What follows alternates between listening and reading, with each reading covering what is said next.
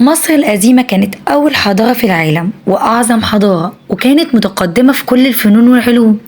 طب إيه سبب اختفاء وانهيار الحضارة العظيمة دي؟ حضارة 3000 سنة، وانهارت ليه؟ وثقافتها ولغتها برضو اندثرت ليه؟ أول سبب عندنا هي الحروب الكتيرة بين مصر والدول الأجنبية، زي عندنا مثلا الحيثيين اللي هم الأتراك، ودول كانوا في عهد الملك رمسيس الثاني، وانتهت بمعاهدة سلام ما بينهم. بعد وفاة الملك رمسيس الثاني ظهرت قبائل شعوب البحر اللي هم جايين من جنوب بحر إيجا، ودول ظهروا في عهد الملك رمسيس الثالث، وانتهت برضه بهزيمتهم في معركة الدلتا البحرية سنة 1178 قبل الميلاد. بعد ما اتقتل رمسيس الثالث ضعفت مصر وانهارت، وضعفت وحدتها، وظهر عندنا حروب أهلية، وانقسمت مصر لجزئين: جزء في الشمال بيحكمه ملك مصر وعاصمته تنيس، وجزء في الجنوب وبيحكمه كهنة أمون وعاصمتهم طيبة.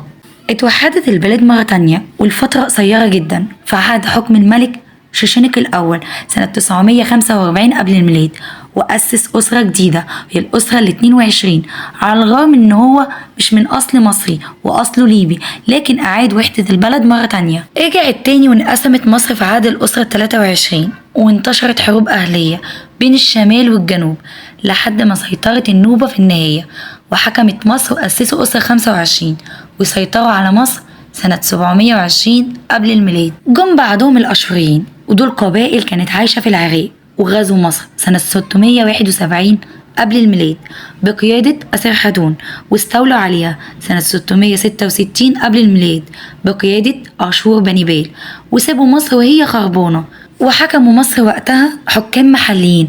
بعد كده هجم الفرس على مصر بقيادة قمبيز الثاني سنة 525 قبل الميلاد، ووقعت مصر في ايد الفرس واحتلوها قرن من الزمان، وفضلت مصر تحت حكم الفرس لحد ما جه اسكندر الأكبر وقضى على الإمبراطورية الفارسية وخلى مصر تابعة ليه، وأسس عاصمة جديدة ليه وهي اسكندرية، وهي منارة العلوم قديما. بدأت المسيحية تنتشر، وبرضه اللغة اليونانية، وبدأت اللغة المصرية القديمة تختفي، وكمان الهوية المصرية والمعتقدات الدينية والعادات والتقاليد، زي مثلا عندنا التحنيط.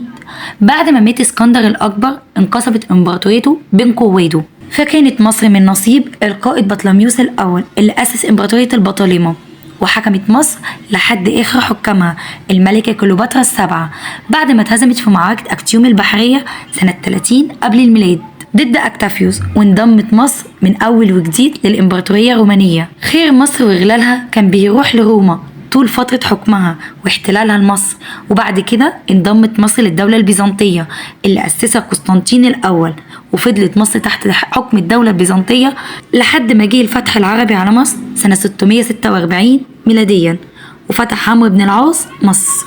اللي عايزة أقوله اللي رغم الاحتلال والظروف الاقتصادية اللي مرت بيها مصر عبر السنين، لأنها لسه محتفظة بجزء من هويتها عكس الحضارات التانية.